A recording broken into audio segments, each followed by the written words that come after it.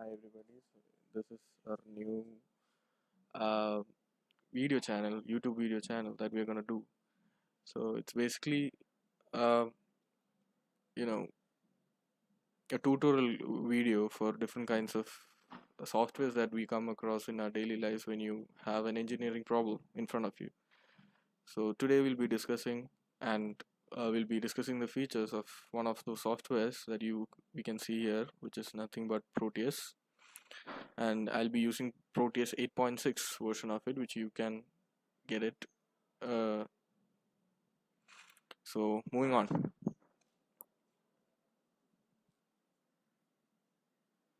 So as the home page has come out here, so these are my old projects that I've worked out, whose circuits I've worked out in the software, and you can see a bunch of dialog boxes and other icons on the status near the status bar.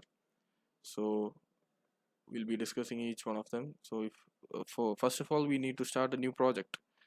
For that, we have in the start menu, we have the open project, new flowchart, and open sample. So we are only concerned with new project. So we're going to take one,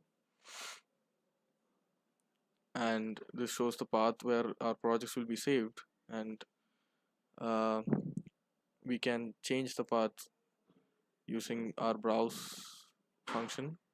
So we have a bunch of ways to do that.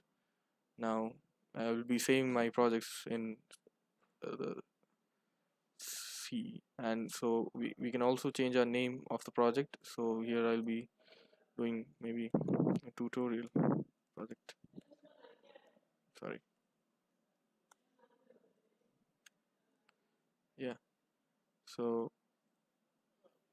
press on next. So we'll get these things are for mainly printing when you need to print your circuit onto a paper. I mean, we need that, but we will not be doing much of those. So we just have to go on selecting default, which has already been selected. Press next. We will be not using any of those uh, PCB layouts other than what we need. So next, and we select no firmware project as ours. Now, so all these things have been, the schematic template has been fixed, and all those things have been done.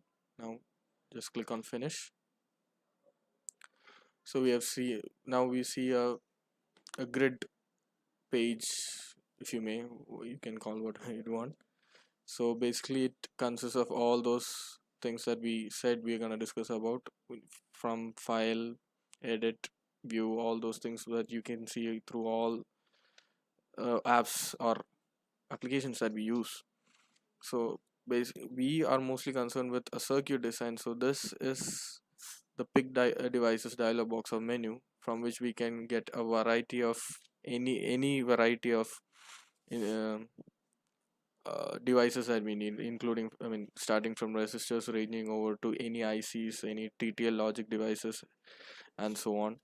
Even we can see we have speakers, switches, relays, and everything. So just uh, what we're gonna do is making you familiarize with all these different uh, elements or devices. So we can even search for keywords here. So for example, if I'm searching for a resistor of 500 kilo ohm,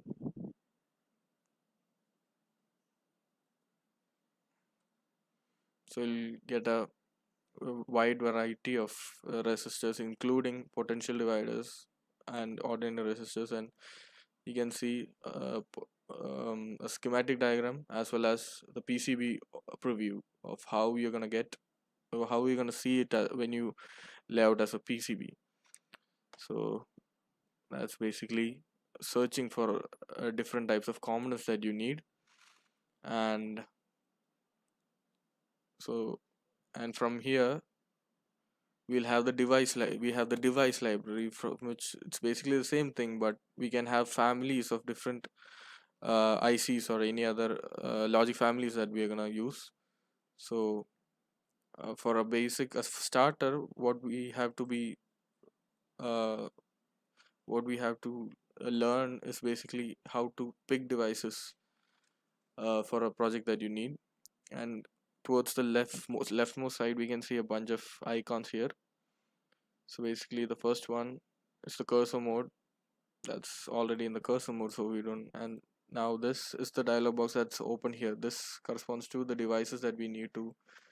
It lists out the devices. For example, if I select something, it will be IC555 timer will be here. It will be selected here, so we can use that in our project. If you want to remove it, I'm sorry. If you want to remove it, just delete the device from the list of devices that you need to use. And what we commonly use for any kind of um, generators or any other input functions that we need, we can use the generator mode. Then we have a graph mode in which we can have different, we can plot the whatever you want, the input the response, the input function that you apply, frequency response, and stuff like that. So this has been a brief introduction. For, I mean, as we do more and more projects, we'll come across how to use the other icons and other aspects of Proteus. So in the next video, we'll be starting with a project, just by a simple project where we use all these components or all these menus that we have. Till then, see you.